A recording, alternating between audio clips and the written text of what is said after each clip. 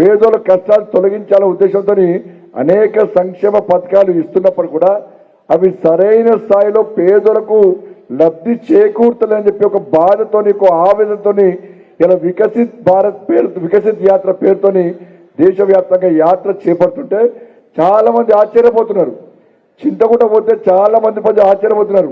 అరే మోడీ గారు గిన్ని సంక్షేమం. ఈ ఒకటి వాస్తవ విషయం చెప్పాలి, అధికారుల ముందు చెప్పొద్దో చెప్పరాదో తెలియదు. కానీ మొన్నటి దానిక ఇటువంటి కార్యక్రమాలు పాపం అధికారులకు కూడా నిర్వహించాలనుకున్నారు. పాపం వాళ్ళకు కూడా సేవ చేయాలని ఆలోచన ఉండే. కానీ మాలాంటి వాళ్ళు కార్యక్రమాలు చేస్తే వాళ్ళు రాకపోరు. పాపం వాళ్ళు వచ్చిరనుకో వాళ్ళ ప్రమోషన్ రావు, వాళ్ళ పోస్టింగ్ రావు, ఏం రావు. ప్రభుత్వం మారిన వెంటనే తెలంగాణ రాష్ట్రంలో అధికారులకు స్వేచ్ఛ వచ్చింది.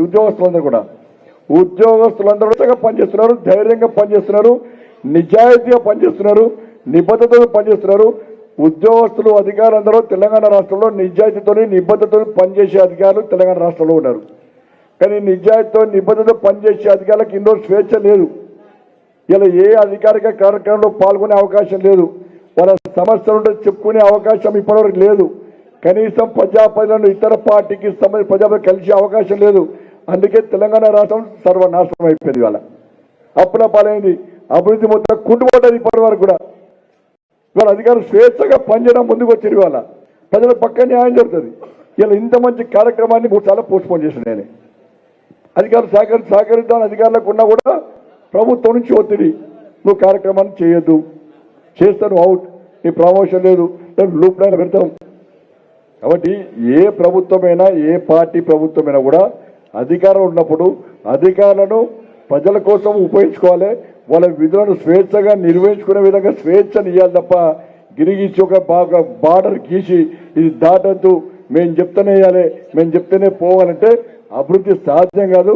పేదల బతుకులు నాశనం అవుతాయి, ప్రజలకు న్యాయం జరగదు, ప్రజా సమస్యలు వినే అవకాశం ఉండదు, ప్రజా సమస్యలు పరిష్కరించే అవకాశం వాళ్ళకు ఉండదు. వాళ్ళకి స్వేచ్ఛను ఇస్తే పని చేస్తారు వాళ్ళు. ఇలా స్వేచ్ఛ దొరికింది. మీరు నమ్మరు, నేను ఏ కార్యక్రమాన్ని వినా కూడా ఇండోర్ అధికారులు నాతో మాట్లాడపోదురు, నేను ఫోన్ చేస్తే మాట్లాడపోదురు.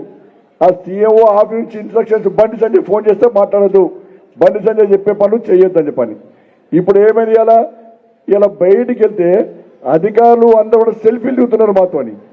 మాతో మంచిగా మాట్లాడుతున్నారు, ప్రేమ అభిమానంతో మాట్లాడుతున్నారు. మేము కూడా స్వేచ్ఛగా మాట్లాడుతున్నాం. ప్రజలు పడే బాధలు, ప్రజా సమస్యలు చెప్పే ప్రయత్నం చేస్తున్నాం. వాళ్ళు ధైర్యంగా వచ్చి ఆ సమస్యలు పరిష్కరించడం ముందుకు వస్తున్నారు వాళ్ళందరూ కూడా. మరి ఇటువంటి స్వేచ్ఛ ఉండాలి తప్ప బాధలో మన నిర్బంధాల మధ్య మేము జీతాలు ఇస్తున్నాం, మా జేబులోకి వెళ్ళి జీతాలు ఇస్తున్నాం, మేము చెప్పినట్టు చేయాలంటే అది అభివృద్ధి కుంటుపడే ప్రమాదం ఉంది, ప్రజలు ఇబ్బంది పడేటువంటి ప్రమాదం ఉంది. కాబట్టి